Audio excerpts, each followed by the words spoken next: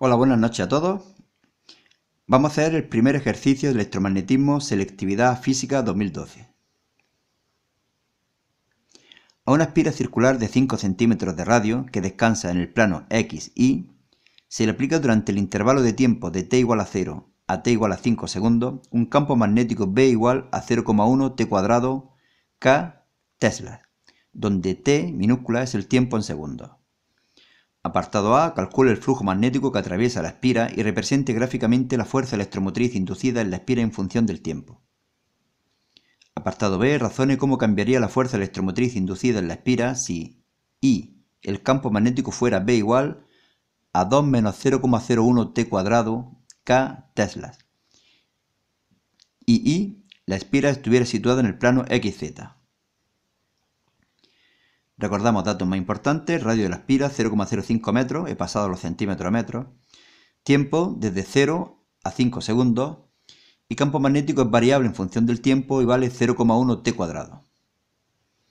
Bueno, sabemos que el flujo magnético es igual al producto escalar del vector campo magnético por el vector superficie, o lo que es lo mismo, el módulo de B por el módulo de S por el coseno del ángulo que forman B y S.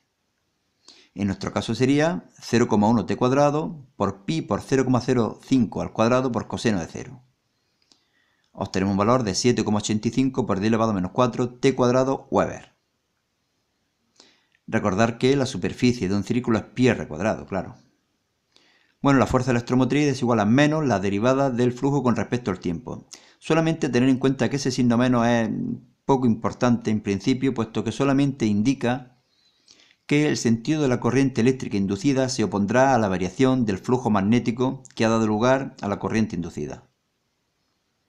Si derivamos la expresión anterior con respecto al tiempo, tendremos que es igual a menos 1,57 por 10 elevado a menos 3 t voltios.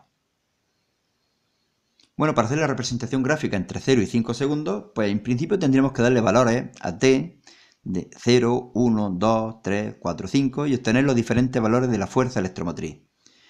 Pero como nos podemos ver, es función del tiempo y por lo tanto va a ser una línea recta, por lo cual solamente habría que buscar dos valores. Evidentemente para t igual a 0 la fuerza electromotriz es 0 y para t igual a 5 hacemos los cálculos y obtenemos un valor de 7,85 por 10 elevado a menos 3. Unimos los dos puntos y obtenemos la gráfica. Fijaros que no he tenido en cuenta el signo negativo, puesto que ya digo, no es que haya realmente una fuerza electromotriz negativa, sino que el sentido de la corriente eléctrica inducida se opone a la variación de flujo magnético que la ha creado. Bien, el apartado B es pura teoría, pero vamos a dar una pequeña pincelada. Fijaros que el campo magnético ahora varía de la siguiente forma: es igual a 2 menos 0,01 t cuadrado. Es parecido al de antes era 0,1 t cuadrado, pero si os fijáis, en el primer caso, cuando aumentaba el tiempo, aumentaba el campo magnético y por lo tanto el flujo. Mientras que ahora, a medida que aumenta el tiempo, el campo magnético y por lo tanto el flujo disminuye. ¿Qué lleva eso consigo? Que la corriente eléctrica inducida tendrá un sentido contrario a antes. Antes el sentido de la corriente eléctrica se opondría al aumento del flujo magnético, mientras que ahora la corriente eléctrica inducida se tiene que oponer a la disminución de flujo magnético. Por lo tanto, ya digo que sería parecido a lo de antes, pero el sentido de la corriente sería el contrario. También tendríamos en cuenta que fijaros que antes el campo magnético variaba como 0,1 t cuadrado y ahora es como 0,01 t cuadrado, es decir, la variación de campo magnético y por lo tanto de flujo magnético es más suave, la variación es menos intensa y por lo tanto la fuerza electromotriz también sería más pequeña. Por último, en el apartado II, ¿qué ocurriría si la espira estuviera situada en el plano XZ?